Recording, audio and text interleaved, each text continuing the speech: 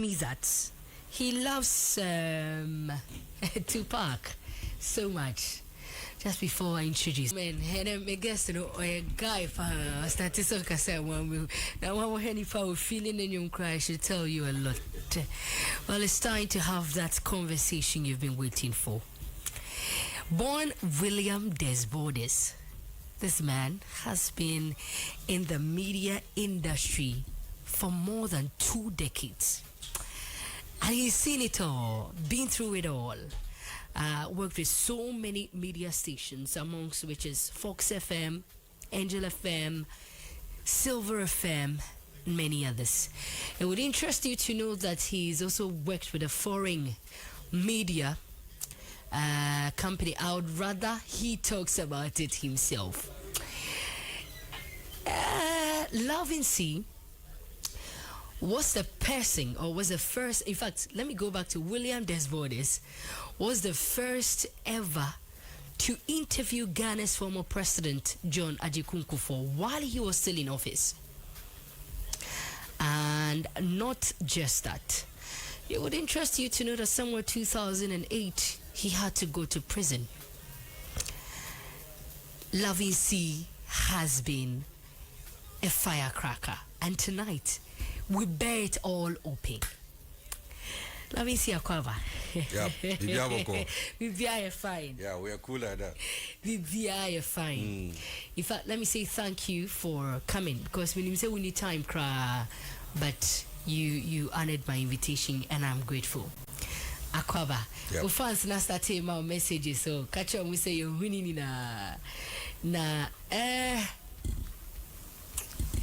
Let me start from, why did you beat up Captain Smart? When you send there, that's what everybody will ask. Or why was that in the news? You started playing Tupac, right? Yes. That should tell you. That's right. That answers everything. Did it actually happen? Or people speculated? Yes, it did happen, yeah.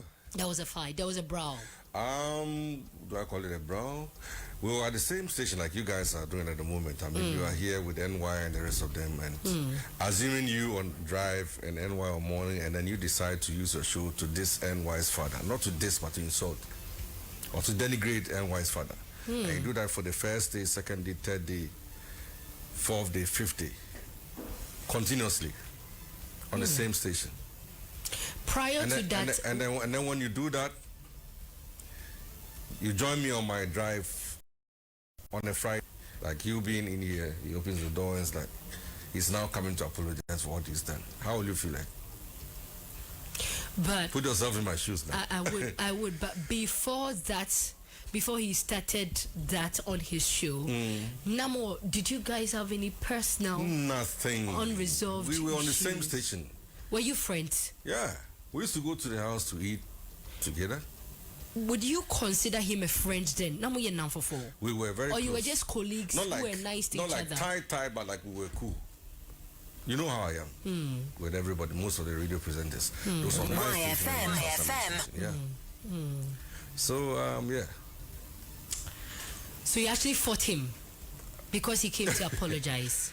Not to fight, but what happened was, like, as you were doing your show, assuming somebody pops in, you're concentrating on your show. You want to continue, and so what I told him was, let me finish my show and then we talk. So you were live on air? I was live on Friday on Drive. I was live. And he knew it? He came in like you're doing at the moment. So then he entered. So I told him that he should go out because I'm on my show. Whatever there is, he's put it out there already. They're starting to talk about whatever you want to put out there. Put out already. But what was his business with your dad? He was a morning show host, and my dad was a board chairman for Konfanochi. And he had issues with Konfanochi. But those issues he had with Konfanochi had to be settled with the CEO, not the board chairman. But did he know that the said man was your father? Yeah. We used to go to the house to eat together. So he... okay. Yeah, the same station. That's what I'm talking about. Not different stations, the same station. That's why I use you and NY. That was why I used you and NY. So I'll be offended. Now so when you're about to no, say me about as in I'm on air, move out. Let me do my show. Let me finish. Nana obeti mabono. And then he was still there. So he was like making me lose concentration on it. So I said, you should go out and let me have my show. And then he was like, Nasa senior way anyashi. That was what pushed me from my seat to drive him out. So you just drove him out of the studio. I picked him up and I threw him out.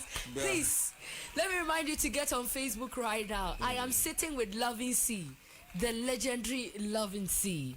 Lovin Cee, I hear radio Juma more than 20 years.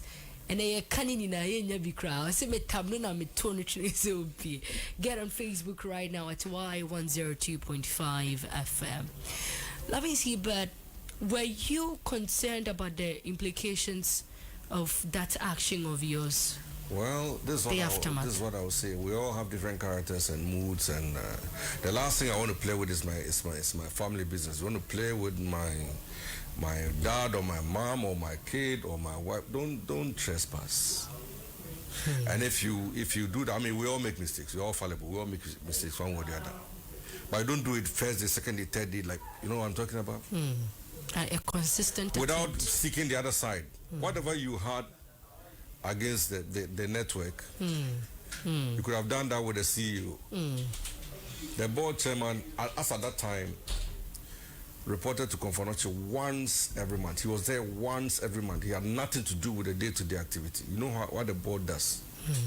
You have nothing to do with the day-to-day activity. If you have anything to do regarding whatever is going on within the circle, you deal with the management. But do you because they do the day-to-day stuff. Do you regret it? Years down the line. How many years has it been?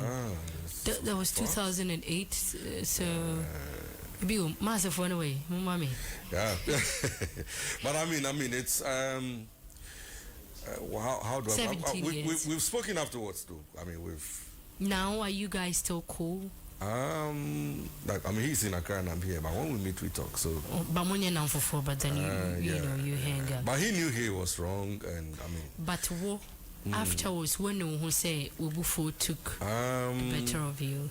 We are human, you know what it is. So at times, some of these things do happen. But William, I mean, I wonder how you would feel if somebody decides to insult your mom. I would not feel good.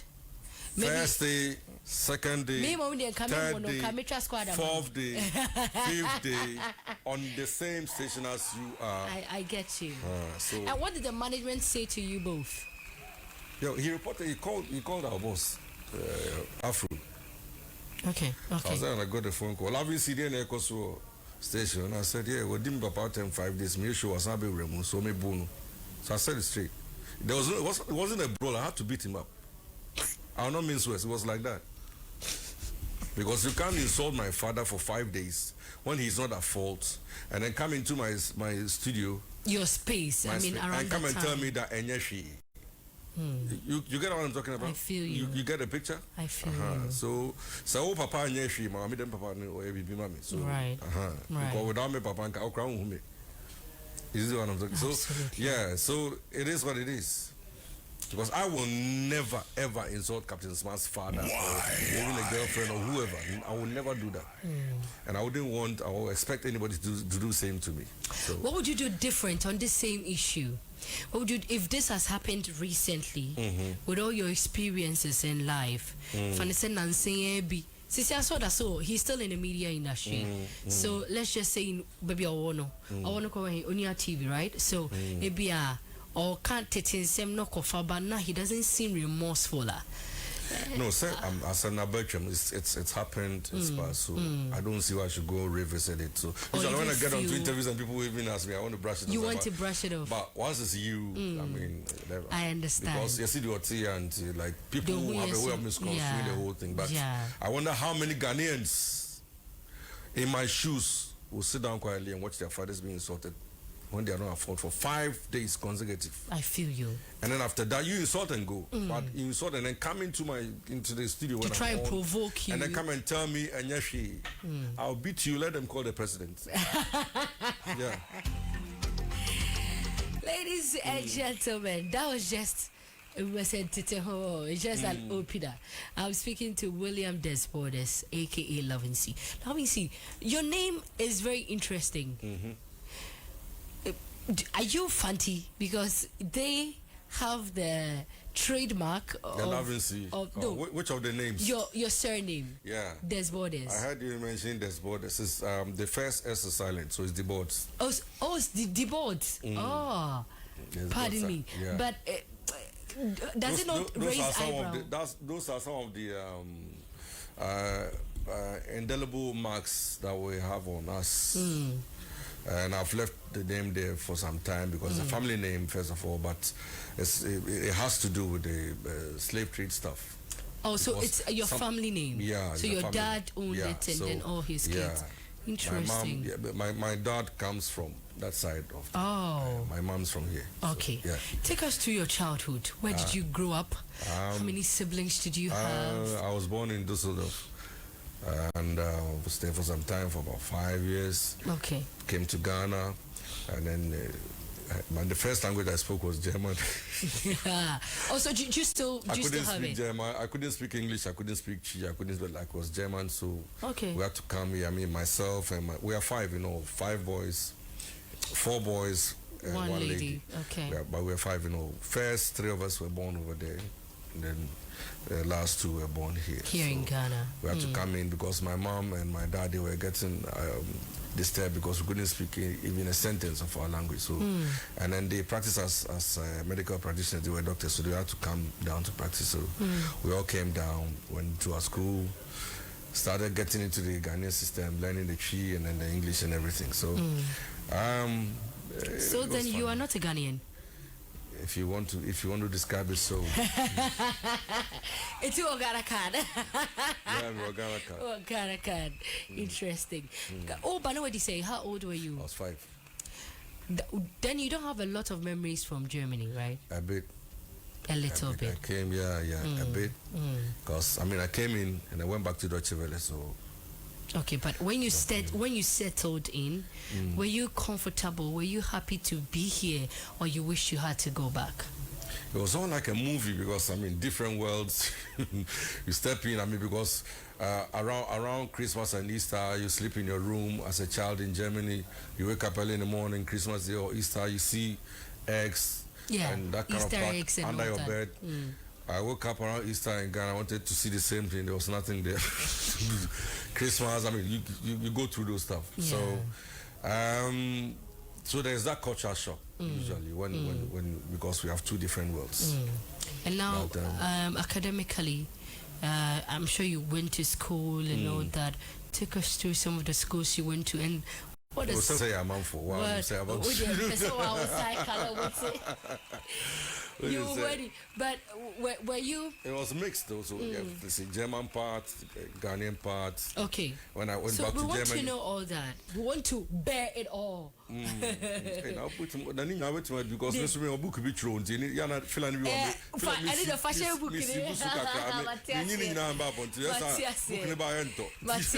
Intimate, like some of the stuff. That's cool. So, yeah. So, like, it's a mixture of the German background and the Ghana. Let's see whether I can get some of the papers to make it easier for you because there's a lot to talk about. Because when we get into the media space, I'm sure. Yes. But Ghana has school ben now can say. Maybe I'm making some money. The Koya now we need you home pie. Experimental. Okay, and then to what is it? Higher education, secondary school, tertiary. Yeah. Oh, I want to find something for you. But as we go along, I'll find it. I'll give it to you. I'll find something. I see. Okay, so this is from the GBC. Yeah, and then there's something. That one is BBC, right? The one the black and white. Yes, so that's the BBC. So that is the radio, and this is the recent one. This is the Deutsche Welle. I wish we could take pictures of this and display on our Facebook so that on music and then the legendary part. Yeah, so if you want, all those things are there. But fast forward, growing up, what was your dream? I wanted to be a lawyer, actually. My English was good, my literature was good. When I was at Prempeh College. that was what I was thinking of. Prempeh College? Yeah, so see, your wife was here. Your wife was here last week. Yes. Your wife was my senior. Oh. He was 3 years ahead of me. Okay. So 3, 4. Yeah, but he was my senior. He was my elder brother. Not the one who Pokuari for gate, Anna. Was he? I who Pokuari for gate. I didn't want to feel blue. So, actually I wanted, because as kids, most of my dad's friends, most of them, I mean, they were lawyers, judges. So like, I was happy with their suit and the way they used to dress. I was like, I want to be a lawyer one day. So that was what I was thinking of. But then my passion for music was started very early, when I was even in Form 1. Those my classmates at Brentwood College will tell you that in the classroom, like, will be all the latest songs. I used to tell them that this is what's in vogue, the dance and that kind of thing. I was like pop culture, everything. I was telling them what was in vogue as at that time. But I had no idea of entering the media space. What I was thinking of was to get into the law courts and probably, but I had issues along the line with my mathematics. I wasn't very sharp. I wasn't very, but my English, the written stuff, I was excellent with the written stuff, but I had a problem with that. So I don't know why most of us that rattle English always have issues with So I had to just branch off. But I used to listen to radio a lot. Okay. Without having any feeling of joining any radio station. But I used to listen to BBC then. They had this multi-track show then on BBC. My dad also used to listen to BBC a lot, so I would listen to the musical side. They used to do the charts on multi-track. The guy who presented it was called David Travers, as at that time, I remember. And I also used to listen to those on GBC. At that time, they had the Tommy and Forsons, Kwesi Chedakwa, James Amate, who incidentally came to train us at GBC in Accra and in Kumasi. And then I enjoyed their shows, and I loved my music. And these were the guys playing my kind of music. So I would tune in, listen to for some 2 hours, 3 hours, and enjoy it. So when stuff started becoming difficult with me getting into the kind of grade that would take me into a law school, I said, let me branch off. Right. And get into journalism. My mom said the same thing, that, okay, with your English, you can also... So I got in there, and because I was doing two things at the same time, my passion for music used to drive me to a record shop at the Doom. Okay. Way back, it was called Ebony, and later it turned to Def Jam, Jay-Z's Def Jam, but we were using Def Jam then in the Doom. So I used to work with them. We had friends, so when they go out for gigs, I'll go with them, arrange the songs for them, because usually when they play the songs, when they are recording songs for people, I do the writing, because I had a nice handwriting. So I was the one labeling their CDs and stuff. How old were you by then?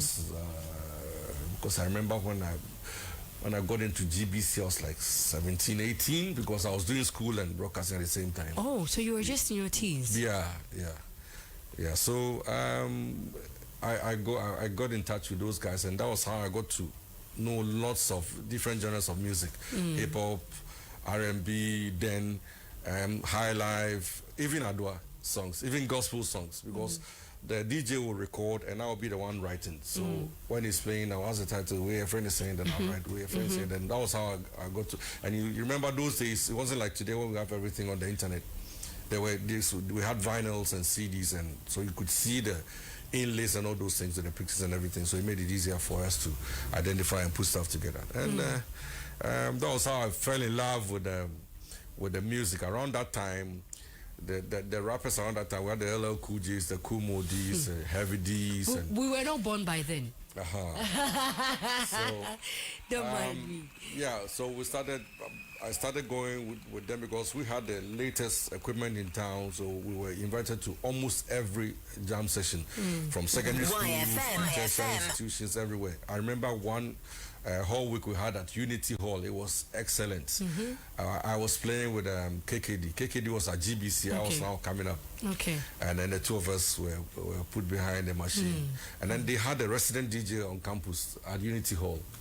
So usually when you go there, they want the resident guy because he knows their songs better to play. So he played a bit, and then I took over. And then KKD came back. KKD was the real deal then, because he was at that time on GTV and GBC. Top guy. I was like this small guy standing around, but it was our equipment, so I knew all the everything on the console. So when he came in, I mean, top guy comes in with his people. He made the inspection, saw equipment, and called the Unity guy and said, "Why have you guys bought this equipment? Because this is not the type I'm used to. This is not what I asked for." He was looking for a pitch bend. What you guys have on internet now. We used to have it on the console. But our equipment was different. So I came in there and I said, "Oh, we have it, but it's this way, not the one you are used to." I said, "Oh wow, like little boy, okay, then you have to stand here for me to do the job. When I finish, I'll go out with you." So then we became friends. So I was standing there. I was also watching him. And he was someone you probably admired, right? Really, he was one of my favorite guys on radio. Him and Tommy and Forson. I mean, I used to listen to them every evening. So I was there watching everything. He was there mixing the stuff with the vinyls. He was excellent. He did that for about 2 hours. Did the hip hop R&B and then switched to high life and then came back to R&B. It was on for 2 hours. So when it was getting like 10 minutes to full time, he called the Unity guy and told him, "Okay, this time you booked me for 2 hours, so I've done 2 hours." And that was when it occurred to me that this could be some good job. I mean, this is something I would love to do one day.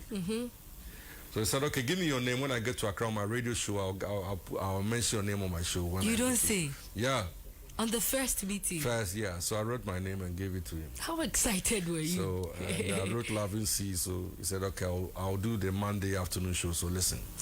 And we used to hang out around that time at the Doom. The young guys, the students. I mean, we used to hang out because we used to have this weekend jams at Sphinx. I don't know whether you heard about Sphinx, but it was near Poco Trading, near the roundabout. There was this white building next to, which bank is that? ABSA? Yes. There's a building, yeah. We used to do the student stuff at the top floor. Yes, man, who say that was what we used to do. Yeah, if it was today, that would be like Vienna. That was the joint for the students. That was where we used to do. So that was where we used to organize rap competitions and all those things. That was where we discovered Chame, Kwame, Lokenya, and the rest of them. They had no albums then, but we were doing inter-school rap competition then. And I was the main guy, emceeing the stuff together with some other guys. So every vacation, we'll gather all the second institutions. You come with the best rappers, and then we'll pick the best out of it and then give them a prize. Nice one. So it was very, very tight, very, very hot. Because during vacation, you have students from Infansipim, Achimota, and the rest of them joining the Kumasi guys. So you could just imagine. People came there with their fans, and it was massive. That was when Ochami came in the rest. Ochami was rapping for Cars. Okay. Lokenya was rapping for Cars. And then the other guys, Tebo B. Yeah. Oh, Tebo was a rapper. Yeah, he started as a rapper. Yeah. I'm hearing this for the first time. Yeah, he started as a rapper before getting behind the turntable. He doesn't look it. Yeah, he was a good rapper. He won twice, I think. He won twice of those. Yeah. Tebo the Abifa rappers. Yeah, he was a very good rapper then. He even had a demo. I mean, when I was at Capital Radio, he came out with a demo, but I don't know whether he promoted the album. He came out with an album, and then there was Hakim. The one that went to Mental. Yeah. Yeah, Hakim was rapping for TechSec then. TechSec. KNUST Senior High School now. Okay. Most of these guys started from here. Most of them started from here. It was, I mean, I wonder, I'm surprised people are not doing it nowadays, but it's one area maybe why I can tap into it, because it's within your domain. So absolutely. Rap competition for the second cycle. You try it and see what will happen. I'm sure that you see the talents that will come out. Yes, we can unearth a lot of Kwaku Smoke and Black out there. But now you were in school, which is Prempeh College, and then doing GBC. Yeah. But how did you get introduced into GBC? GBC in 1994. And was it Accra or Kumasi? GBC was that was the only radio and TV station we had in Ghana. Okay, so Kumasi Accra still a Garden City radio, right? But it's like you guys have YFM. There's YFM in Accra, so yeah. So the only broadcasting institution in Ghana was GBC, and that was it. Ghana Broadcasting Corporation, like that was the nation, the national broadcaster. So you want to work in a broadcasting house, you have to go there. But then they decided to open FM stations across the country. So I heard about it, and I put in my application. Okay. And we were about 20, 25, and we went in there. They gave us stuff to read. I mean, we did the audition, the usual thing. you read stuff, and then they record the voices and pick the ones. Those days, they were particular about voices. Right. I mean, the texture of the voice, because they didn't just pick anybody. No matter how brilliant you were, they were interested in the voice first. That was a class they were looking for. So they picked 3 of us. Out of the 20, they picked 3. Myself, MBY, and Kwaku Oteng. Okay. And then William Chumesi, one other guy. Okay. So and they were all from Kumasi. All from Kumasi. Whoa. So they handed us to James Amati. I don't know whether I've heard the name before. He's no more. He's passed on. May his soul rest in perfect peace. He was one of the great broadcasters on national. So I mean, they took the 3 of us and said, okay, now they're going to groom us to become the future of GBC, because I mean they wanted to venture into more commercial stuff. So we started with them, and then they took us to training in Accra. And then Kwame Uswansa joined, the actor, the film. Yes. And then Wendy Norte also joined. And then we were in Accra. The way we suffered in Accra, the mosquitoes, trust me. There's a GBC training school there. There's a school there. They took us through everything, radio, TV, and we were there for some time. And then they brought us back.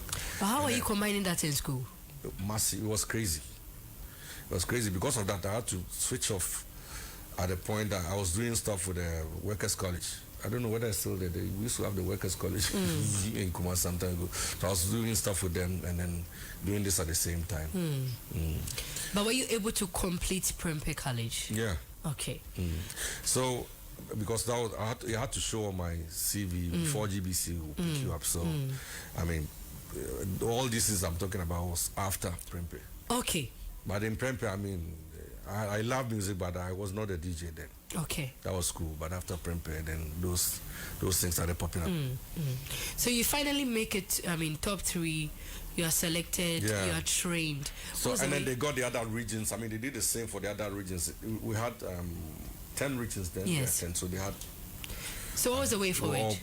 They brought all of us together, and then they trained us, and then we took over from the big guys, and it was nice. And that was going to mean you would have to relocate to Kumasi to Accra.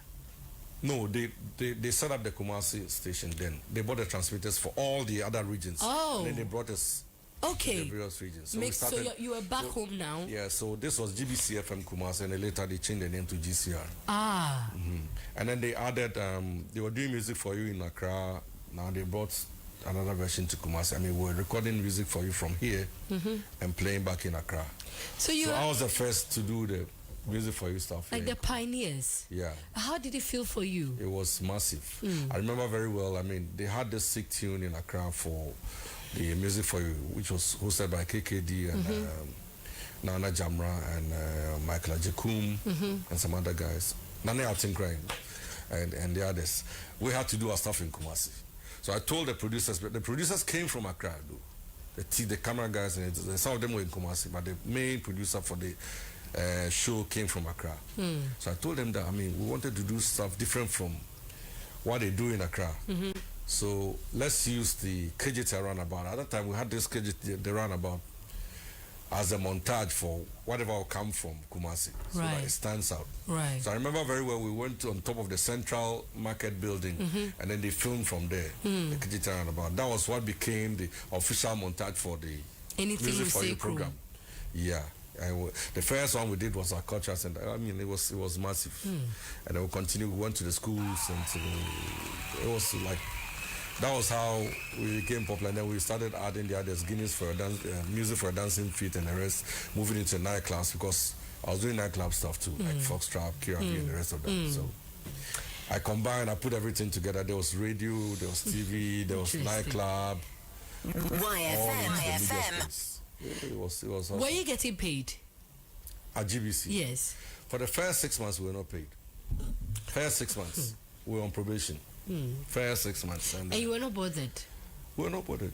Because, I mean, the joy of sitting behind a microphone and playing the songs and entertaining Kumasi was massive. Right. Like you're enjoying it at the moment. I'm sure you're enjoying it. It was massive. And imagine at that time, there was only GBC. There was no other subsidiary or other media stations. So the whole city, everybody was listening to you. They have to. They literally don't have a choice. Listen. Later on, we'll take Joy from Kumasi. And then later Accra Joy Joy came in. Radio Gold, and then there was Groove, but it was very. These were very good stations in the 90s. I really enjoyed radio in the 90s. That was where you could see real talent. Nowadays, I mean, we've all been boxed into one corner, so you are pushed into a certain direction. But at that time, people were able to come out with their stuff to be themselves. So, I mean, I wonder those listening to me now who used to listen to Vibe FM then, or Groove FM then, or in Kumasi Capital Radio then, or Mercury or the others. It was awesome because people came out with their talent. But nowadays, I mean, because of the money is driving the program. So I mean, many educated programs have been taken off the radio and TV, and I don't think it's the best. We need to bring some of them back, whether it pays or not. It will help shape society. So some of these issues should be on radio. Because if you ask me, at the moment in Ghana, we have a problem with parenting. It's an issue people are not talking about. People are really having challenges with parenting because the mom is going out and the dad is going out. Everybody's going out to work. And we're leaving our kids back home. Sometimes and the kids are coming out different from how some of us were raised. So I think we should be having more programs on parenting in Ghana. How to do it, how to balance the equation, and make sure that we bring the best out of the children. I think we should work on those. We'll come back after this. When the food is rich and tasty. Adam's Kitchen. Ain't you beer to me, Toby? Abena Kay Yiadom said that. See packaging. Adam's Kitchen. Jollof and fried rice with assorted options. Pizza, special noodles, bunkune tilapia. Adam's Kitchen. Aroma no. Kumasi, your main restaurants. Our panels. Tafo, KNUSC, and Amstead. More flavor. Na more buakwani at customers. Yeah, Mamu mini restaurants. Adam's Kitchen joints, you know. Ubeyebi wapatrapa, Boko Chrome, and in Nigeria. Yeah, we order says yeah. Not to enum. 053-7277-856. Announce 020-320-4416. Adam's Kitchen.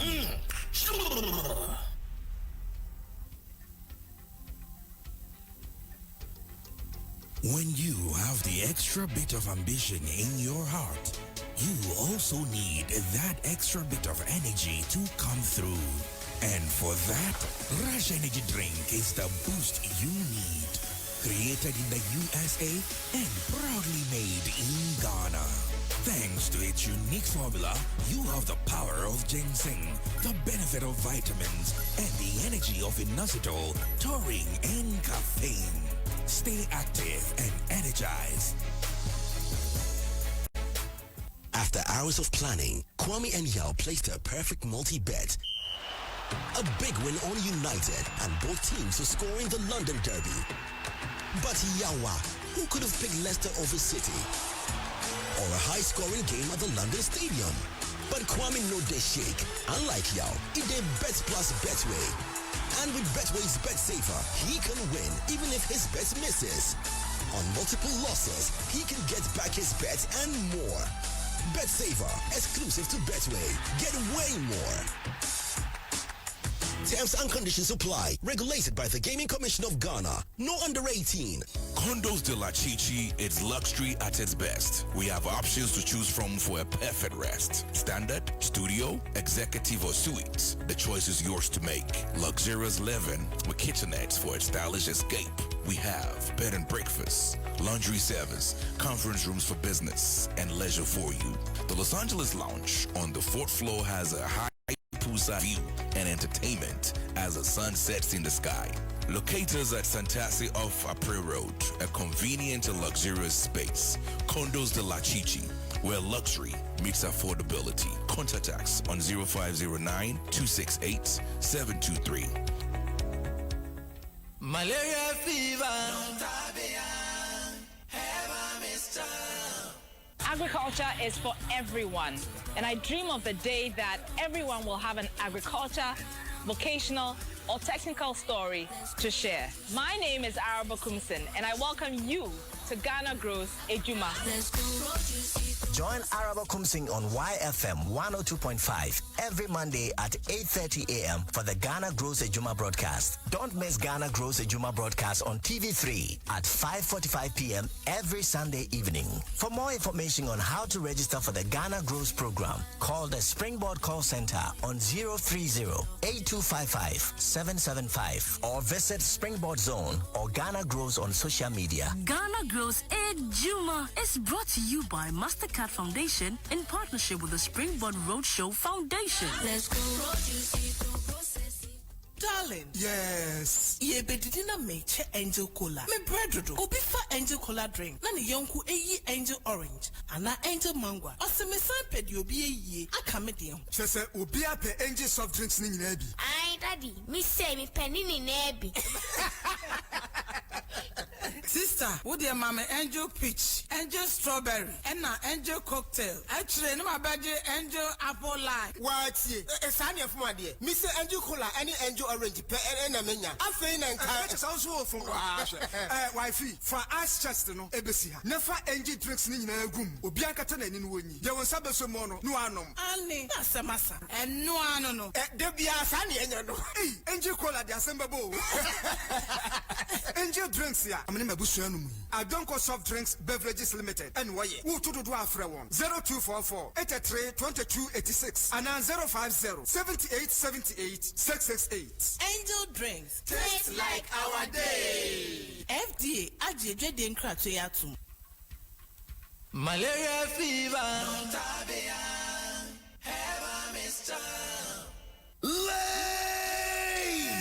Castle Lakeside Party, away back, Easter Monday.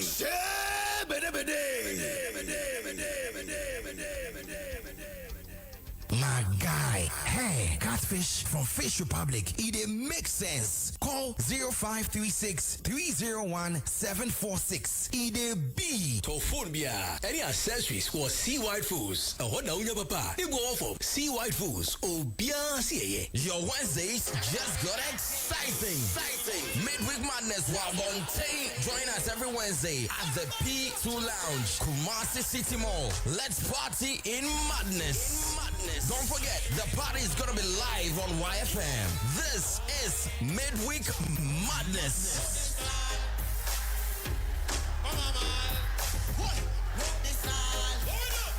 Yemetiefo nyina kwa baba Amuzu Herbal Clinic. Na yedidobi aberfe na Amuzu P Herbal Mesha. Eyedra obi ojo nso a emu papa ye. Be mo ojo nso ti ya owum.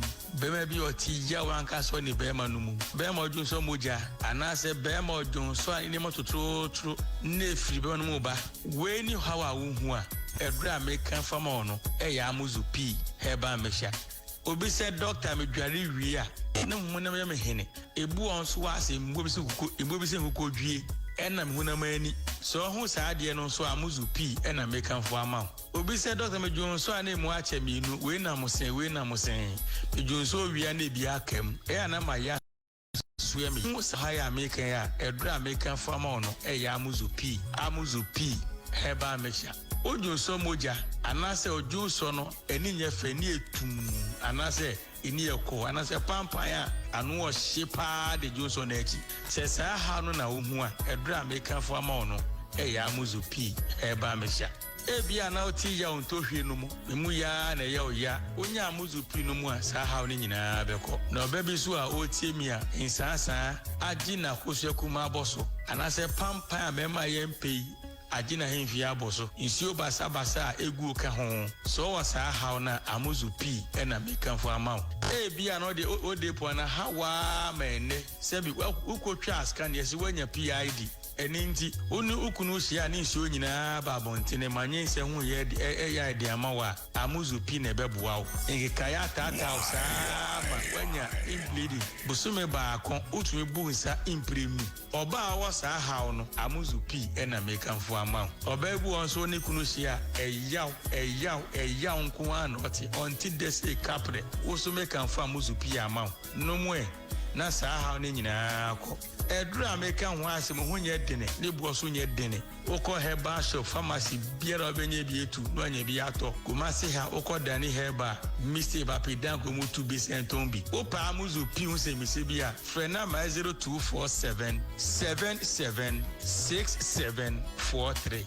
Amuzu Herba Clinic, Mauji Hiwachalo. Bema wo Johnson ni mupai ebikam eyawo eni moja edi achira ana wotem pampan ewo Johnson nechi ensansa gu bema no edura ebeboa wo eni amuzu pi oba obam no wotem pampan bone ewom ensuo bi fifiri mu ba etoda emu ekeka wo edura ebeboa wo eni amuzu pi ubenya bi ewo pharmacy ne herbal shops nyinam.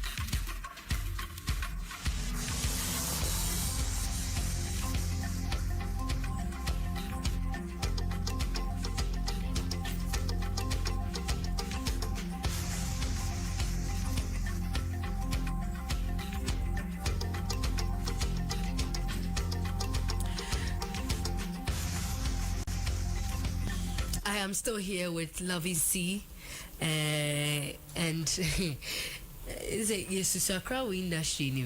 We are still getting to the more. But let me say hello to Spreakify.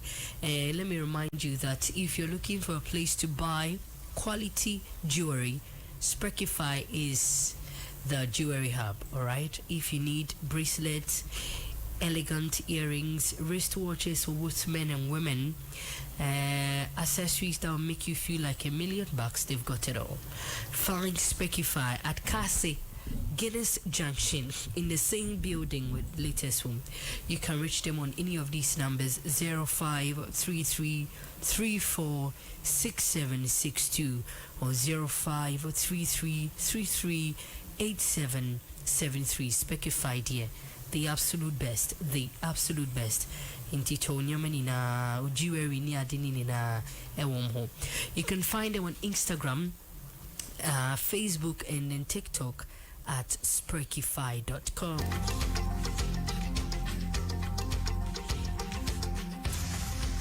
Again, big shout outs to NK Splendor Beauty Salon. NK Splendor Beauty Salon, your home of absolute beauty. If you want to look radiant from your hair to your face, and of course even your body, if you need some grooming, please find NK Splendor Beauty Salon. NK Splendor Beauty Salon at Ahudun Shai, so right next to the golf park.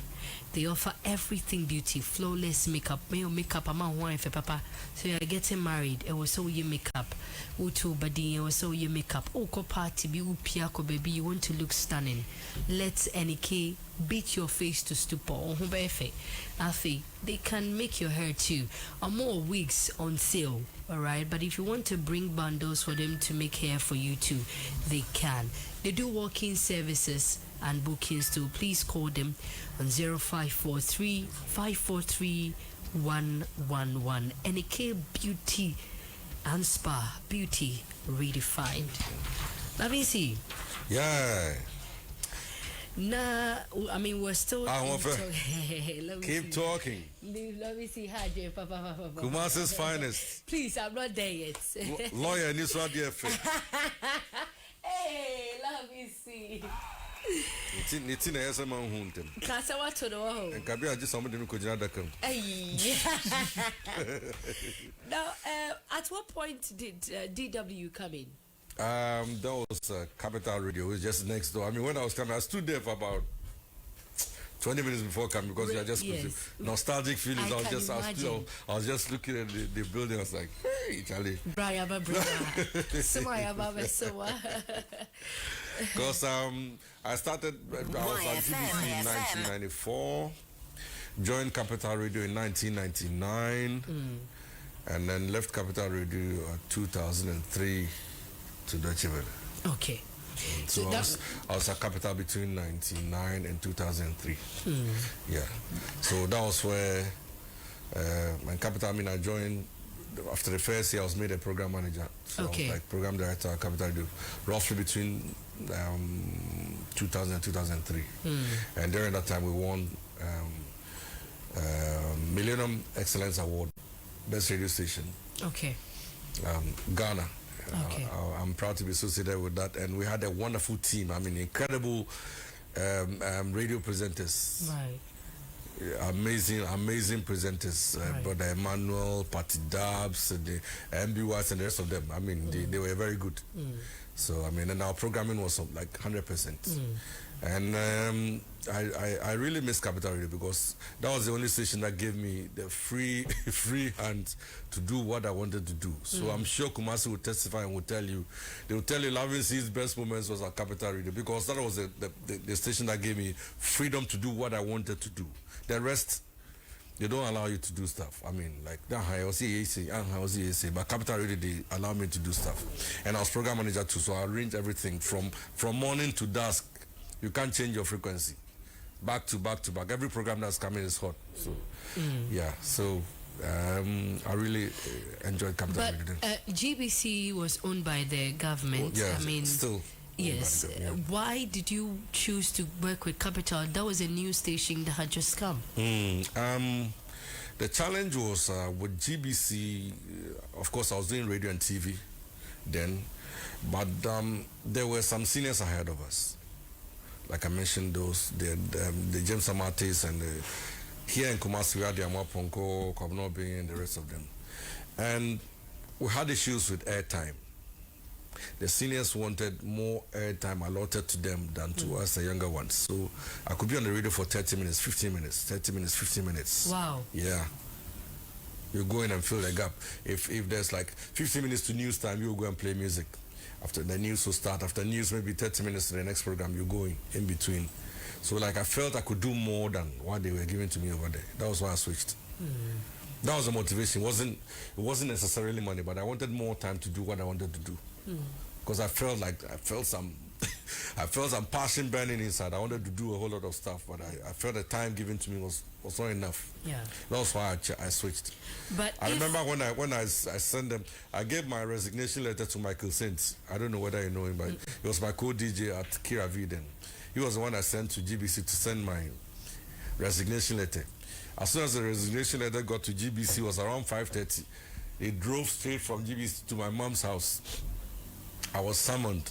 I got in there, I told them I was coming, I went through the back door. Next day I was on Capital Radio.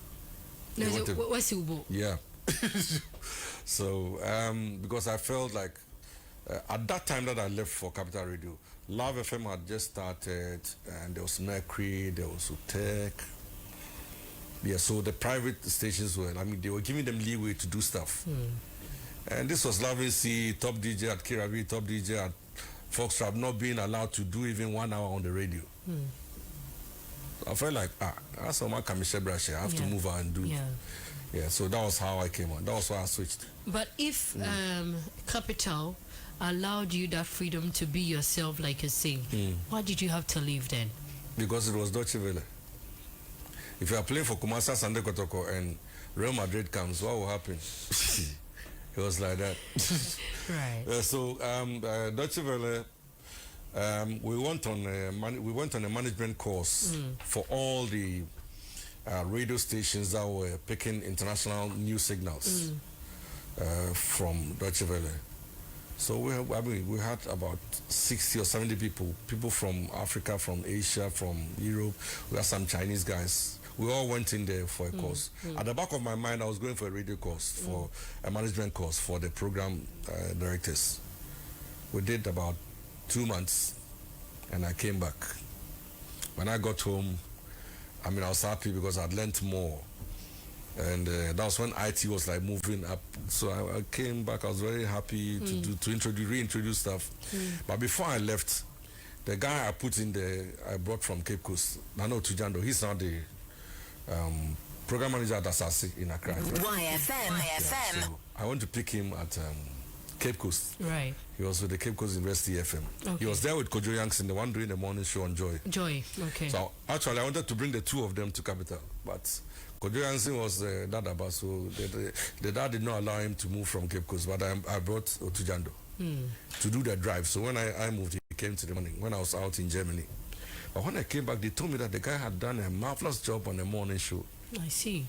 So I have to share the morning show with him. That was what management said. I was a line manager myself, and then that was what the general manager and the rest of them said. So I will do Monday. They said they are giving us 1 week. We should alternate from Monday to Friday, and then Kumasi will choose who they want to be the morning show host. And I felt it wasn't the very best, because how do you put your program manager and a subordinate on the same show? On the same show, and decide to choose one. What are you putting across? When the person was in Kumasi as a program manager, I mean, the level was up there already. Now he's gone to Art Deutsche Welle. Yeah. And then you bring him in, and you want him to compete with the subordinates. It was like, then I got to know that something fishy had happened, probably behind my back. So I said, okay, I know what to do. So they put me on Monday. They said at the end of the show, like 15 minutes to the end, you open a phone line for people to call in and choose between you and him. And you have to mention it on the radio that you are choosing between myself and the other guys. You don't say? Yeah. Hey. And that is the side of Lovin Cee. Yeah, Munti the other side also kakra. Like if somebody says Lovin Cee, I say, listen to the other side. And so I was like, okay. So I went on Monday, did my show, opened a phone line. I mean, getting to the tail end of the show, I said, okay, what I'm going to do is if I open a phone line, it might go against a young guy, because my fan base was massive. All these Kotoko guys, because at that Kotoko was the top, the Herbert Mensah era, those who remember. So I didn't want to, and I was the one that brought the guy from Keku, so I didn't want to cause any confusion. So I said, I said, I made that it. There was no need for any competitions. How I did my show. You went with them? No, and because I wanted to discard that idea of putting the two of us or pitching the two of us against us mid-house. Before I could get down, you know, Captain has a story building. The general manager was climbing up. Lovin Cee, and she spoke fancy. Everybody didn't know the Miss one year competition. I was like, wow. And I said, Mom, number one, be a program manager. That's what's about it too. It's not I'm afraid of a competition. You can do whatever you want to do, but it doesn't sound right out there to the listener. Absolutely. If it was the two of us, doing the stuff and not going on air, that's a different thing. But to do this thing in the full glare of the public eye, it's not the very best. It's not even good for our image as a station. No. Lovin Cee, Mark and obey. Then the guy came Tuesday, he did his show, opened the phone line. Some people called in to his show, praised him. Some called, mentioned my name. And then I came on Wednesday. And I said the same thing, that Kumasi anymore. Were you feeling threatened? Never. Never, but I felt it was childish. That was how I saw it. And then I felt like Akwano Ofri Abruchaba, so I had that feeling. They felt like Akwano Embrace, like I don't know what they were thinking, but they felt like finding a way to dim your light, denigrate me in a way. So I said, okay, I won't let you do it, but I'll find a nice way to do it. So I said the same thing on air. On Wednesday, I said, there's no need to compete. So the guy came on Thursday and did. But on that Wednesday, my boss came again. If you're not going to listen to us, blah, blah, blah, blah, blah, blah, blah. I said, okay. And I remember at the graduation at Deutsche Welle, one white lady came to me and said, you are going back to Africa, you have done very well, but if you go to Africa and you feel like coming back to Germany to work with us, let us know. And then she gave me a card. Why? About 5 or 6 people gave me their cards. But I had no idea of going back to Germany because at that time, like Kumasi was on top. This Kotoko issues, everything was 100%. And I was the one championing most of those things. So I was like very happy in Kumasi. And Kiravi was like #1, nightclub, everything. Like, you felt at home? Yeah.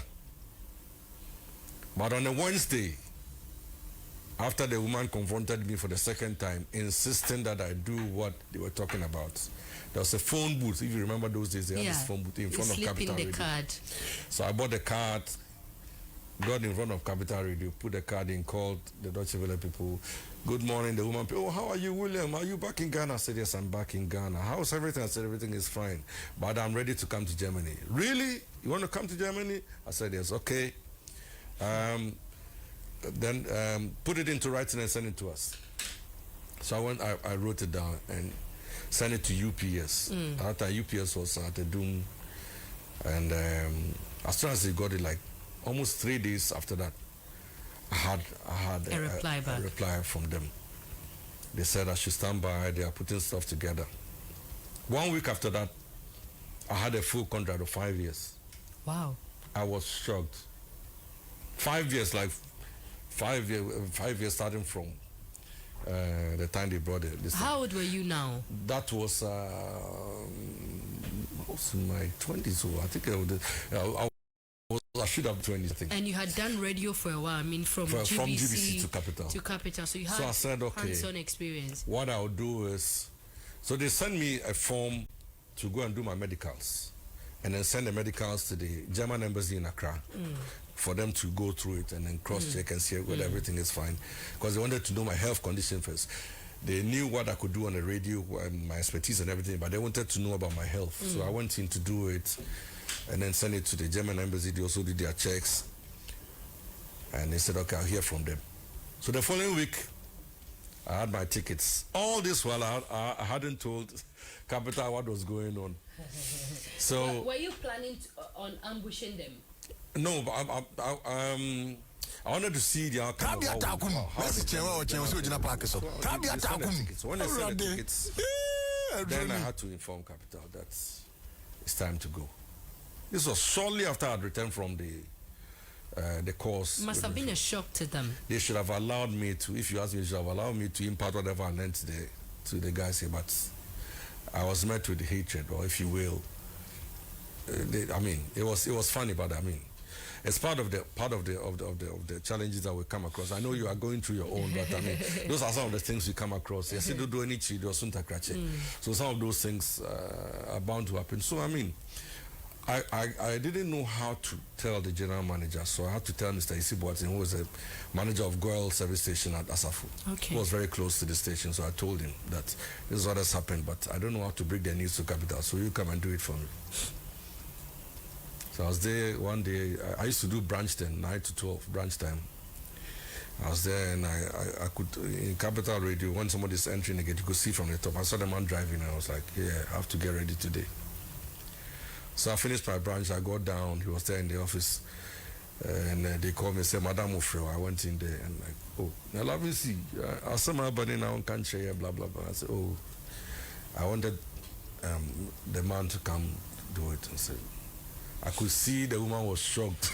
She least suspected. She was, yeah. So then she asked me, so Lovin Cee, the ending. So she asked me that I'm going, so what are we going to do about it? Because I'm leaving at that time. But they already had a replacement. And because of the, I'm sure they least expected what the outcome was. Yeah. Because he was on drive. But they wanted to move him to morning, and then maybe I don't know what they were thinking. But they want, so now they have to find somebody else. So I said, okay, then let's fall on Shaq. May his soul rest in perfect peace. Big Shaq? Yeah, Big Shaq, yeah. So I said, okay, I'm sure Shaq can do the job I was doing, so they can do that. So they decided to organize a send-off for me at Capital Radio. And at that time, I used to dash out a lot of fuel to the taxi drivers. So, I mean, my fan base was they were the taxi drivers. If we had 200 taxis in Kumasi, at least about 150, 180 of them were my fans. And all of these guys line up in front of Capital Radio for the send of people. Somewhere we. You were still here. Yeah, we were still yeah. And the send off was happening. Madam was in the office. She couldn't come out. She was so emotional. I mean, it was one night I would never forget. But I just had to leave because I could tell you were not needed. Maybe I was I had to move, so I just moved, and that was how I left Capital to Deutsche Welle. Now tell us. And when I got in there to another challenge. But you already had experience with German, right? Because you were born there. As at then, were you still able to speak the language? No, not as fluent as it should be. But then they took me to the English department because they had waves that broadcast out about 33 languages. Okay. They did English, Chinese, Spanish, French. It's like Deutsche Welle is just like CNN or BBC or Al Jazeera or whatever. It's the same. I mean, on the same level. So depending on where they picked you from, they decide so where. So they put me. I was at the English department, and I was put at a program that was like news, focused on Africa on BBC. But you were a DJ. Ours was called. Yeah, I mean, because of the GBC training, I could do news. I could do so many things. I could play music. I could read news. I could do interviews. I mean, I was like all round in a way. So I was put on the show that was like Whatcom that I was doing at BBC. This was in 2003. I got in, and they made sure I got in on my birthday. I mean, they have a way of doing it. My ticket was 2nd March. I got in on 3rd March. When I got in, there was a flower on my table. Welcome to Germany, blah, blah, blah, blah, blah. My biscuits, everything. I mean, I was welcome in a grand style. And then they told me I'll be on air the next day, which was 4th March. And my boss told me that this is the first time they're going to have somebody from Africa join them and go on air the next day of his appointment of getting into the building, because usually when they send you to the international broadcast networks, they'll train you for about 1 month before they put you behind a microphone. But they said they had seen my videos and like they had a lot of confidence in you. Yeah, and they have seen what I'd done over there, so I was supposed to start the next day. And 4th to 6th, it was getting closer to Ghana's independence day. So I remember my first interview was with J.H. Mensah then, who was the majority leader in parliament in Ghana. Okay. May he so rest in perfect peace. And his English impeccable. So that interview was excellent. That was how I started, and the rest was history. Yeah. Now that meant that you're having to relocate to Germany for about 5 years. You were leaving family, you were leaving friends, close acquaintances. Like you said, you were already happy back home. Were you not contemplating the decision? Because I mean, I actually loved Capital Radio, and leaving Capital Radio to another station in Kumasi at that time wasn't in my plan, because I mean, I told you earlier on, like somebody told me at Deutsche Welle that if I wanted to work with Deutsche Welle, I should come over. So I said, let me give it a try. And before the Deutsche Welle, my love for Kotoko gave me the opportunity to also report on BBC. Kotoko played in the African Championship, and they got to the finals, and they played the Moroccan team. And BBC wanted a reporter to report from here. I remember at that time, Mpuvankra, who is now the Director General for NSA. Yeah, he was then at BBC doing sports. So he gave my name to them. They called me and said I should do a report from here to BBC. That was my first international report on the Kotoko game. So I did an interview before the game, and then on the day of the match, and then after. So 3 shots on BBC. That was how I got in there, before even Deutsche Welle came in. So I'll say I'll give thanks to the Almighty Father, because this is only, I will say it's only divine. It happens to few people under the sun. It's not easy to because when I got in there at Deutsche Welle, I saw that I was the youngest among them. Yeah, I was the youngest, because I mean, you watch CNN. How old is Christiana Mampo? How old is Richard Quest? How old is, mention them? How old is this guy Cooper? That is the age limit. And when I was like around 21, 22, these were big guys. And I mean, that was when I got to know that there's a major difference between the journalism that we're doing in Ghana and what we do outside. People are extremely talented. And dedicated to the job. There was one guy called Ian Johnson, I'll never forget about him. He was a newscaster. He leaves his desk 30 seconds to the news hour. And he was doing that every single day. When I got in, he said I got in on time. This man will leave his desk. He has calculated his steps from his desk to the microphone. And he was doing it every single day. I used to watch it, was like, wow. Because when it's getting to time, usually, I mean, all of us, we are programmed, everything you do on your computer in the office in Deutsche Welle is connected to the director's office. So whatever you are typing is like they see whatever you're doing. You type in rubbish, they'll see it. If you type in whatever you're doing, they're watching. So when it's time for the news, you are watching the next person to go in to do the news so that you come and do your show. This man will be there like 1 minute to the news hour before he starts working in. You calculate the number of seconds. I learned a lot from most of the guys over there. And the English department was a very difficult area because they didn't have any German in there per se. Most of the guys I worked with were from the English-speaking countries. Those from England, those from New Zealand, Australia, America, Canada, and the likes. Those are the guys. We were only 2 black people, myself and one lady from Nigeria. The rest, America, England, and the rest of them, because they said their English, I mean the Germans, they said their English wasn't the very best, so they wanted English-speaking people to be behind their microphone doing their English programs. So it was very challenging. Whatever you put out there, it should be like a pro way. You must be on top of your game. It was, so you had to learn every single day, every new words, new vocabulary, follow the news, and then the program that I did, you don't focus on Africa; it's only on Africa. We do only African stories, but with our programming, ours was called Newslink. It had about 60% Africa, the rest of had to cover the rest of the world. Right. So you had to know virtually everything. So apart from Africa, you had to know what was going on in Australia, in Europe, in America, everything. Did you at any point feel that then the Ghanaian journalism industry is not doing enough? Yeah, I felt the same. I felt that way. And in actual fact, I mean, I was visited by the NMC, the secretary of the NMC now. He came to me, he was there. He didn't know there was a Ghanaian there, lawyer Sapong, right? Joe Sapong. He was there with the then GGA president. They came to see how stuff was done at Deutsche Welle, and they were directed to my office. So when they got in, I mean, that was the first time I saw them, because you know how they always look down on Kumasi people, so they were expecting an Accra person to be there. So when they got in, what's your name? I said, William DuBois. They say, you're from Ghana. I said, yes. Which station? I said, Capital Radio. And they were like, wow. How were you able to get here? And I went through the same thing with them. So I took them to the school. We had a school there, a big school. Okay. Where we teach radio stuff, and when you're off air, you're sent there to teach. Because almost every year, students come out from the universities, those from the US, from France, from Germany. So you go in there and do a lecture.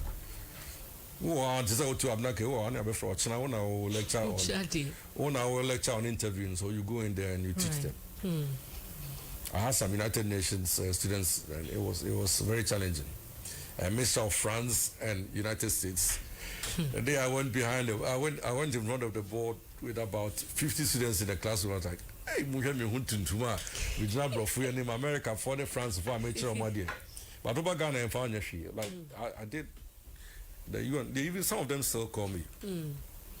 They wanted to know about how to answer questions on environmental issues on TV and on radio, the style and all those things. So it was very challenging, but I learned a lot.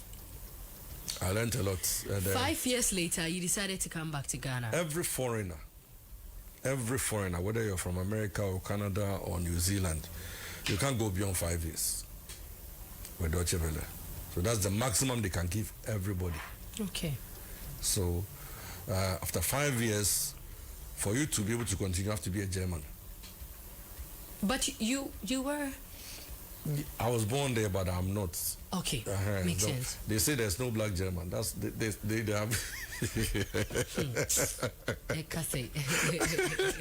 That's what they say. If you sit on the buffer and you ask him, he will tell you. They say there's no black German. Now your coach, if Otoado, that's why he's here. If you ask him, he'll tell you there's no black German. He'll tell you there's no black German. So most of the blacks over there, in actual fact, most of them want to relocate here. But I mean, the way we do our stuff here too, I mean, there's this enmity, this envy. Yeah, so I don't know if we can have the right mindset and psyche. Lots of people will join us.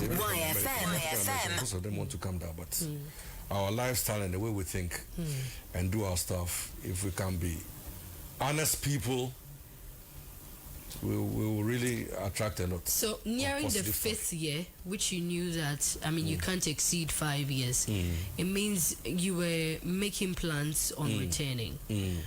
What was the future plans for you looking like? Because you had also been out of the Ghanaian journalism front for more than 5 years. And you would agree with me that in the media, out of sight is literally out of mind for our job. I don't know. I'm sure you feel the same. And this is you being out there for 5 years. So what was the game plan? What I did was, because I knew one day I had to come back home, so almost every Christmas I was here. Oh, okay. First year I went, 2003 I came, Christmas. 2004 I was here in Christmas. 2005. It was deliberate. Yeah. Because there was family here, I had to come. And 2005, I think I came. 2006, I didn't come in 2006 and 2007. I was in London and I did other places. But I was in touch with home. And I remember very well reporting the 2006 World Cup for Komla Domo on the Joy FM morning show. Because Komla used to call me in the morning. So I was doing updates for him on the Joy morning show then. Because it was the first time Ghana had qualified for the World Cup. So, I mean, it was big and they were calling me to do stuff for them. I was doing stuff for him and I was also doing stuff for Kesben, if my memory serves me right. And I remember even recommending Deutsche Welle for Kesben. So I think at the point, Deutsche Welle sent some of their stuff to their rebroadcast equipment to Kesben. I don't know whether they still do it, but I initiated that for them. So I was in touch with Hope because I couldn't do it without my Kotoko. Every now and then I'll call and ask how they were doing, and some of them were calling to ask of updates because the World Cup was huge for Ghana. Right. First time of qualifying. There's Samojan era, Samojan, Sulemutari. No. He was in part. Okay, so the first one John was, Pencil. Yeah, the first one was the Stephen Appiah, John Mensah, Samojan. With the coach. Being and the coach now, Toadu was part of the team. Oh. Yeah. And then Kingston and something. Yeah, like Kingston. Sami Kufuor, yeah. Mike Lessian, yeah. Yes. Julia Ogogo. Yeah. Interesting. So yeah, I mean, so I kept what I kept in touch with whatever was going on back home because I knew one day you would have to return. Interesting. Now you're back. Ubedru, you know, Hinanana was scouted saying this is where you want to work now. As a matter of fact, before I even got in, there was a job waiting for you. The first call I got, that was like 2 years before the 5 years came. The first call I got was from Angel, surprisingly. Interestingly, with all the things that you're saying, as I won't share that bread in the media industry, you know, like you've not really like hustling to get a job. Yes, you've not really had to knock on doors. I don't think so. And I say grace, thanks to the Most High. I don't think so. Well, media space, no. Wow. Media space, no. Wow. So whilst you were there, Angel actually called, and I didn't know anything about Angel because when I was leaving Ghana, there was nothing like Angel FM. So I called him and was like, I was calling some of the media guys like, what is Angel? Who is Angel? What like? And they said, oh, there's a doctor here in Ghana. I was like, But who called you from Angel? Okay, a rep, and not Kwaku Oteng himself. Yeah. Okay. No, not Dr. Somebody else. Okay. I think it was a presenter. I've forgotten, but one presenter. Somebody called me from here and said, "Papa, ne si jai Deutsche Welle and Abra." That was what he said. Like I should leave Deutsche Welle and come for us to start in July. And I was like, how can I? Because I have a contract. And with all due respect, a white man's contract is not like a black man's contract. You can't just wake up and say you want to leave. Yeah, there are penalties. So I said, okay, you let me finish whatever I'm doing here and come. And my people at Deutsche Welle too, they said, okay, William, we feel sad that you're going back to Ghana. We wish you would not go back to Ghana. So marry a German. Okay, that was going to be your other option to stay. That was what my. But were you dating then? Yeah, I had YFM back in Ghana. So I actually came to Ghana to get him to Germany. I came to get him to Germany, over to Germany. Right. Yeah, but when we got to Germany, I just because of the language issues, I made her go to the United States. Okay. Okay. So I said, okay. I mean, those who didn't know that I was married were saying I should marry a German so that I could get an extension. I said, oh, you were married? Then, like 2 years to the end of my contract. Was it those who didn't know that I was married? The one you sent to the US? Yeah. Or a different person? Yeah, the same person. Yeah. Okay. So, and I said, no, I already have a Ghanaian, so I don't know why. And they were like, because when I was going to Deutsche Welle, I was not married. Okay. When I left Capital, I was like 21, 22. Let me say, I had a girlfriend, but I was not married. But after a year, I made sure everything was formal. So, Ghana Nana will be back. I remember at that time. Congratulations. At that time, those apart from those who said I should marry a German, the others said, okay, you are going back to Ghana, but I remember one of the ladies in our department said, then why don't you go to BBC? They said I should go to BBC because what we were doing, the news thing I was doing, was similar to what they were doing on Focus on Africa and those things. And I said, and at that time, the person hosting Focus on Africa was Komla Duma, because Komla had left Ghana and had just joined the BBC. And I said, how can I apply for a job at BBC when there's a Ghanaian there? I didn't feel like you would fit in. It was not right. Like, Utia, that if you're still having this program, how will you feel like? Okay. So that was sort of because this was somebody else reporting the you had a good relationship with World Cup for Enjoy. He gets promotion, he gets a job at BBC, and then you go and find on his desk that Lovin Cee is applying. How would the person feel? So I said, I will not even try that avenue. So I said, look, 5 years is okay, let me go back home and find something else to do. Meanwhile, your wife was in US. Yeah. Okay. So and with a long distance marriage. Occupational hazard. Occupational hazard. Continental so marriage. So I don't need to pack. I also hustle. So yeah. You're more to pack. No, we have to plan that. There's another one. We'll go back to it. So now you're finally in Ghana. Yeah. And you already knew that you're going to be with Angel FM. Yeah, but I had I had a link with Fox because I used to play in a nightclub. I was hoping you would speak about that. Yeah, but I was expecting Fox to make a move. Yeah, I was serious humanity, and I was expecting, but Fox they don't make a move. They send somebody. I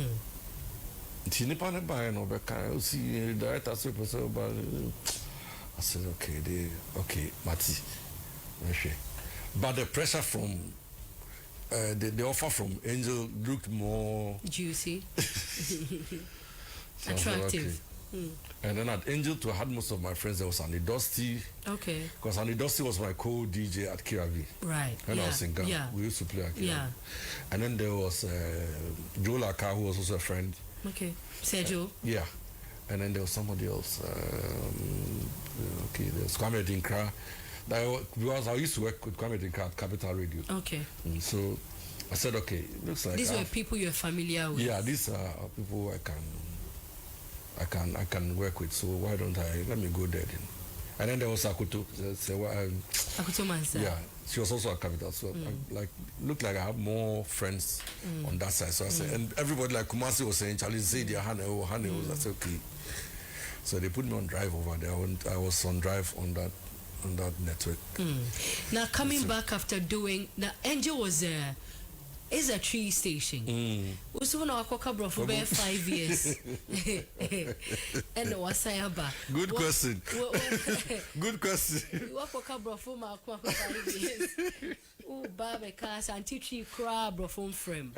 Was that not going to be a challenge for, I mean, with the job you are skilled, but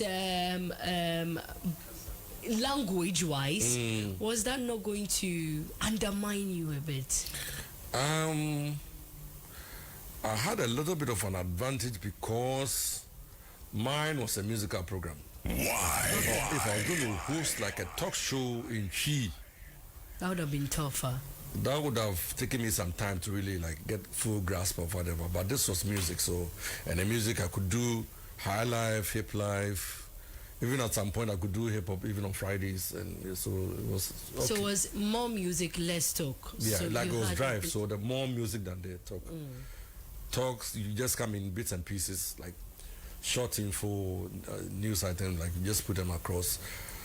So it was okay. It was manageable. What was your most remarkable moment at Angel FM? Angel, I remember the first day I went to Angel FM. As soon as I signed the contract, I had my equipment and everything. I just went in there with my equipment, did my setup. I called Kojo 2 weeks before, and I said, Kojo, I'm going to start my show with you, so you have to come to Kumasi. He said, Lovin, when are you starting? So we decided on a date. I said, okay. And he said, I'll come. How did you know these big shots? So I started the first day I got into the stage, I walked into the studio with Kojo. Yeah, that was how I started Angel. You made an entrance. Great entrance. You made an entrance. So that was how I started, and then I started doing interview. I remember on the day I did, the next day after Kojenchi, I remember I did the whole interview, like 2 hours of stars, one after the other. That was how the next day. That was what I did, like back to back, film star, music star, days for 2 hours. Like I did that for like 1 week, 2 weeks, and then I started into the main thing. So you got your listeners hooked. Yeah. I mean, because everybody would want to listen to the maestro, you know, and all those things. Then why did you have to leave Angel? That's another challenge. I remember when I started,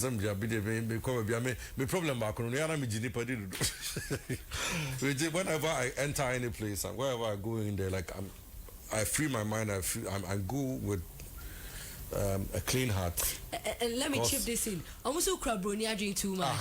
That could be my weakness. That could be my. I don't know why they say that about you. Yeah. Too much. So I got in there thinking, and that kind of thing. But I remember I was called by Dr. Kwaku Oteng to the Goal service station at Sanders around about one evening after my show. When I finished, he called me. See, at the same point, he himself. Now I was to confirm you until you see that I already confirmed. So we sat down. We were talking. Yeah, we confirmed now. I know, besides, and also he's forthright. See, and then Angel, a man for times, I was shocked. Just like that. I was shocked. This coming from your CEO. And me sure say, so show ya, he will testify. He will say, on one and see, I don't know what time was that. And I was like, wow.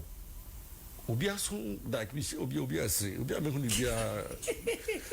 Oja like Obia me huni bia. See, you know, a bit crab at Jimmy no man like because when I'm coming, I bring my own stuff. Me buy me CD player name those times be player. Me buy me boy and me to my dedico. And when me boy me took on another director cry. He said, see. This equipment there, I mean, we will need it in the studio because when you are playing, the sound is different on air, so you have to give it to us. So I have to give it. I gave it out to Angel and bought a new one at a discounted rate. I mean, cheap price. half. I mean, diamond, and I made order a new one. A new one by, so I kept the new one at home, and left this one as a studio for beer to use. So I was like, that's me. We knew beer.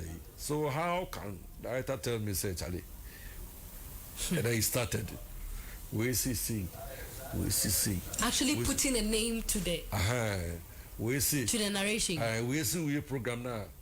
How you see program now? How you see. Meanwhile, programs when I'm on and I open the phone like Charlie, I'm on for like people who are happy. I'm on for crying. I just say my back and I'm not feeling my bad. So, but people are trying to like pinpoint stuff. Well, kind of still okay. They feel like yeah, know what you're who you are, and then I'm still okay. So from that time I feel, and then some issue be happened. How now I'm doing graphic show business. Some we call studio on a certain that you smashed yeah, me call studio on a certain day. Now usually I come in after the sports show for the drive. Not Joe like why? Sports somewhere they don't play music. Like you're doing at the moment, you are not playing. So if there's anything wrong with the music, you will not the person coming to do the music show, you will not know. So I got in, plugged my stuff. Joe Moyo show, they've stepped out. Advertable. I'm queuing my song and I'm not getting it on the console. Like, go on the next line, queue. I'm not getting. I feel advert yes, so I have to play the next patch. Advert because not first patch next, so I have to go for the next one. Whilst I work on the stuff. I feel me queue. I'm saying that then so I pass my hand behind the console like this, trying to trace the lines to see Biana be in Shemuyi. And I'm a sacco so why I been. I'm a sasso why I don't say, why are they leading me to like table and then near to the sound is supposed to come through the main console. No, yeah, to tuning in Africa, they are just mix and a shit table nasi. Knowing very well that you are coming to play music. This was like 2 weeks after I could tell Makasan. And me 2 in and say, let's just say the sound now was a coina, will be just shared mix and an angel mixer, private shed from. Now me time to be too near back then. I brought it back and I fixed everything. I started playing music. And to me, the mix and me Hana me call next office. Pacho, why mix and I say beer. So then I went to the next office. Why mix and like no. Then the next office. So I got. How did they get in the studio? Like Obiasu named them. Were there no technicians? There were technicians. He doesn't know how he got in there. He doesn't know whose it is. The next office. I'm saying, until Hona Madrid call the doctor out and catch him and say, okay, then I'm on for sabotage big time, but I wouldn't. I'm saying, okay, then Angels, we're on the top floor. They're still there. I'm saying, my name is Kojantan, I'm on the Street. Eco Street now, maybe you begin to understand me. Them jam makes an free super from say, Shua. Wherever you run on, you will come. Lovin Cee, are you violent? Not that much. This will push me hard there, then I'll come. But before BNH, because this was my job, you were destroying. Like, who will say my job? And already, me see you are framing. I catch him and say, like, some people. Hey, this is not your CEO. Your CEO himself, catch him and say, this is it because when he's in office, people come there to tell him about stuff, blah, blah, blah, blah, blah, blah. So I said, okay. Then, remember mix an whoever is an enemy mix an will come. So this was Monday, Tuesday Mantishi, Wednesday Mantishi, Thursday graphic show is never out on Thursday. I mean, who are front page? Lovin Cee destroys Angel FM mixer. So the owner of the mixer did not own up, but the story made it to the graphic showbiz. So what happened? Then I feel quitting in the one or can then began to I feel okay. So this is what they want to okay.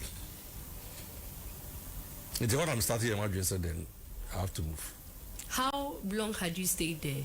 Less than a year. The same people that were calling you to come to work. I I feel the fans, but a man budget until say more Swiss. That is the Ghana in which we live. Sadly, that's the Ghana now. And Minusa, it's not only me, it's happening in other institutions. I know people are going through what I'm saying. Other institutions could be doctors, could be lawyers, could be people are going through that. Especially when you get the exposure. Or someone like people go through stuff. A little bit away from radio, you've hosted very stellar events. What would you say was your remarkable breakthrough? One of the events I will never forget on earth was the day I emceed for Lucky Dube. Okay. Lucky Dube was in Kumasi, and at that time I was at GBC, and they were relaunching this Star beer. They had repackaged and they were doing it. So those who know about that product very well know that they had their bosses in Nigeria, and they had a link with Heineken then. I don't know about today, but they had a link with Heineken in Holland. So they brought all their bosses from Nigeria, Holland, and South Africa to Kumasi. And this event was held at SH0CKED Hotel. SH0CKED, I don't know whether it's... So he played 2 shows in Kumasi. The VIP one at SH0CKED, and then he played another one for the masses at the stadium. And I was MC, and I will never forget that day. The day I had to introduce Lucky Dube to come on stage. And he came with his band, full band. And he was coming, and he saw me. He was like, "Little boy, how are you doing? You are going to be great if you to cheer me on stage next before he came on." I will never forget this. One day I'll never forget. So that's my most memorable. What's your impression of the current media industry compared to what you studied in DW, compared to even the training GBC gave you, compared to all your experiences, and now, do you think we are doing a yeoman's job, or there's still more room for improvement? What I'm seeing now is that it's like the money is driving the content on radio and TV and online at the moment. Sadly, Sana Kwakwe. And 1 year lucky, you know, enjoy the Lovin Cee you knew, or the Abena Kay you know, or the NY DJ you know, or whoever. NY DJ might want to do something. Yeah, man, come on in here, because they will tell him, I say, we ain't fast, but be I to very, very good content for radio or TV. Same for Abena Kay or whoever. Because, and also radio, that's why people are shifting from radio. Radio listenership never from, because people are not right now. You can almost predict the Obiabe. Yeah. You can predict it. UT station be gonna be free. Anopa 6 o'clock about could do and you miss 6 o'clock. There near Bolumba na Kodjantri station be and for younger adults soon a be free 6 about about Black Sheriff. And then about me sure. Ochna minim dem be but ochna be free 6 and opakusi 6 and you number Black Sheriff.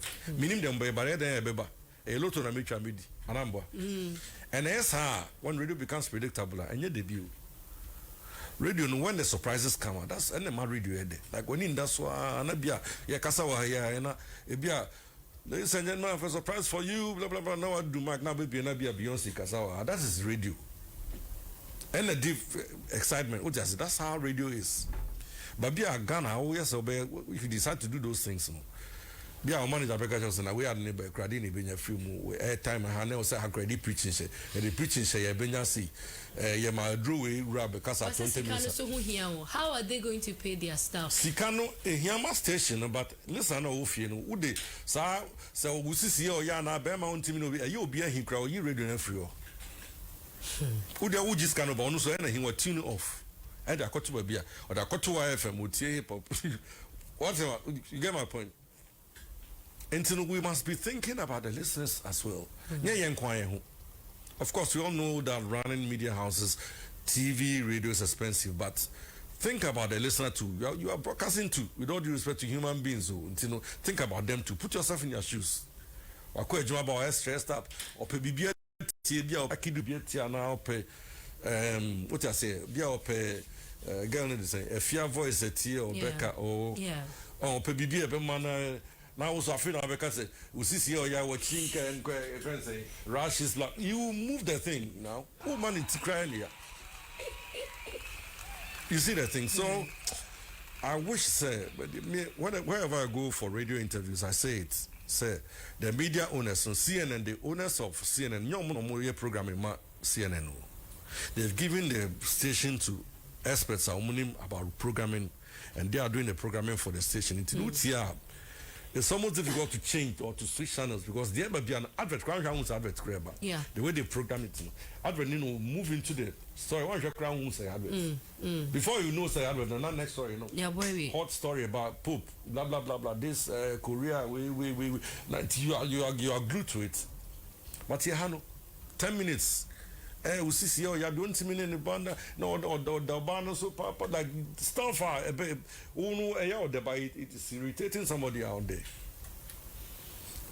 So, I wish programmers. I mean, those who know about good programming are given a free hand to design programs. Programs to be on it grows on people. Initially, be advertising, but the coca advertising. I mentioned something about parenting when we started the interview. Let's talk about that. So, if you get it like someone like you, now Kasaba parenting, young lady, beautiful lady, Kasaba parenting, who age group no more does. Now who share experiences about you and family. The girls they warm up, be a first day, you might not get an advert, second day, but later most are free na ubi ti on my beer. Perfume be an seminar be an then you and Uncle Adu and be will come on the show. Kakra.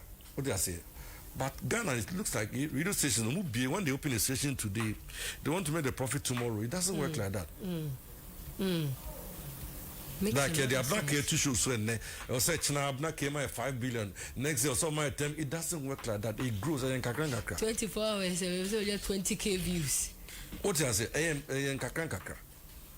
So more like they are skipping the process. All the stations who are doing the right thing are making good money. Like you pick the right person, good programmer, and they are working nicely because it's like it is the musicians.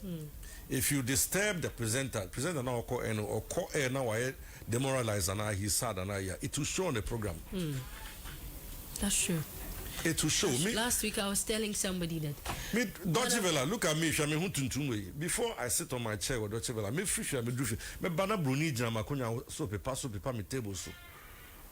Paper me table the TSC before I sit down.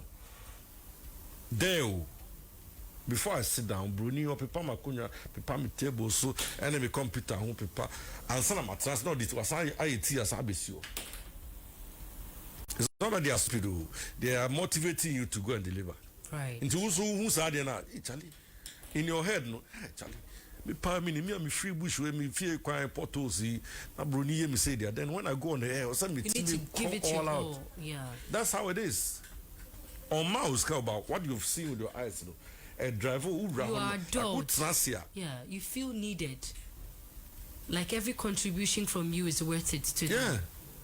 Me free office, me call washroom, white man jina bruni no like who call washroom, white man cleaning ho. Like the who am in Kano. There's respect. Yes. What you say? Your worth it's very important. But over Ghana na nipa no de wani mu ye from. And then at times it drives me mad. That's not how I am. But nipa bit me ya catch you no ma be real. And it's sad. And Ghana ni sadly most of your microphone when you can't send number call say Charlie Adiwe I need to hand it fatuha o can book 1 on few o can 2 on few o can 3 on few. You said be fun in this one. Up at the radical, oh. Yeah, sadly. We are on the radio. For how long now? Street lights, any in I've said it on my morning show. I've said it over and over and over and over. Street light neighbor is saying there's a huge company in Kumasi that manufactures street lights. Prefus. I went on an discussion over there. If you go and see how they are doing the street lights, you marvel. They are here in Kumasi. When you talk to them, and do good business with them, one day they'll fix the whole street. But have you seen my car? So you ask yourself, say, what is wrong with us? When I was go back to Germany, Anna.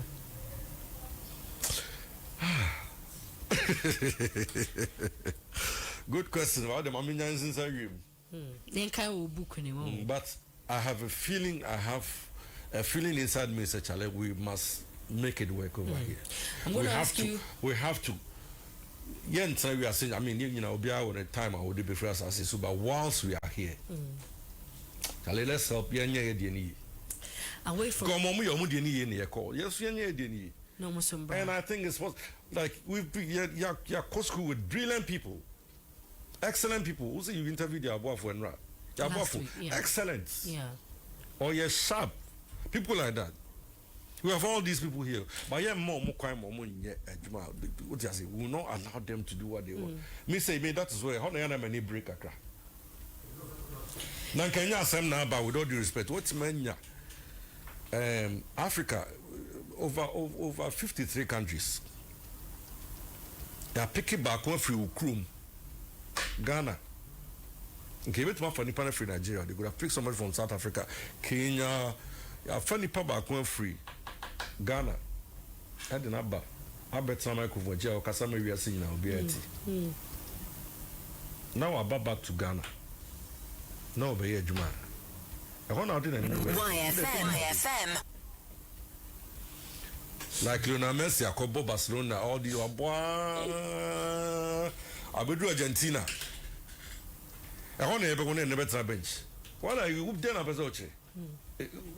You get my point.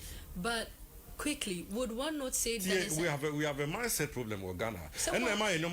Someone may also argue that then you are feeling entitled. Not necessarily entitled. The guy has worked for it, so and it's there you see it. Yeah, clearly. What tell me, that is why we still talk about Kwame Nkrumah. Why do we still talk about Kwame Nkrumah? Kwame Nkrumah, and no, I'm in KNUST. Me share KNUST, me share left, my share right. First day about Jim say in 1957, I didn't Papa Winya. I genuinely say, my minji sas as an Yakasi because population of Ghana 1957. Why did you think say my foresighted person? And then you're 2025. Dean says, it's sad to say, you're public crime or moon to me. What did I chance? Until the Yamidia mind, me, what I know is that God loves everybody, black or white or green or yellow or whatever. But Yamia, Eddie, Shredria or mine, is bless everybody. The Yamidia blessing and make good use of it. God has a reason why He put gold and diamond and manganese in Ghana. He could have put it in Benin. He could have put it in Afghanistan. He could have put it in Poland. But He put it in Ghana. Why? He knows why He has put it here in Ghana. Put it to good use. Don't men say no. Men, I don't know the amount. Put it to good use. What's my say? Absolutely. Men at the corner say, Nipa men tired at the end of the year, a son brand for son Nipa over 1 million crown for soon year. Assuming Lovin Cee is empowered. And Lovin Cee is okay. And Lovin Cee employs about 1,000 people. 1,000 people in free streets and so. I come down. And I boss. If I like my jam and I so ye. Yeah, mommy come my don't are we not gonna have like 1,000 other Lovin Cees coming? Because me coming how many years was as True. True. But this it's our hatred, the backbiting and those it must stop. Some of us, you cry thick skin, the bar, Madame your sweet see a bit trap. But what about the more Odyssey want to be? Yeah. Ladies and gentlemen, this evening I sat with Lovin Cee, and I'm sure that we've said it all. If there's anything to take home, we need to treat people as they are worth it. All right, we need to let people with respect. They are worth young it. or old. If they work and they work well and they can show you results, please give them their flowers. Absolutely. Ambi Executive Restaurant is at Adiemra, 500 meters away from the Graceful Chapel, and they are open from Mondays to Sundays. my breakfast, my lunch, my dinner. At Ambi Executive Restaurant, you're treated like a queen, okay? And so if you want breakfast the English way or the Ghanaian way, Ambi Restaurant would serve you. If you want lunch the Ghanaian way, the foreign way, the continental way, you have it. They have spaces for you to have your events, all right? Nanokra, when I went there, I saw that someone was actually having their wedding reception at Ambi, and I loved it. I loved their idea. Wedding reception Ambi was beautiful.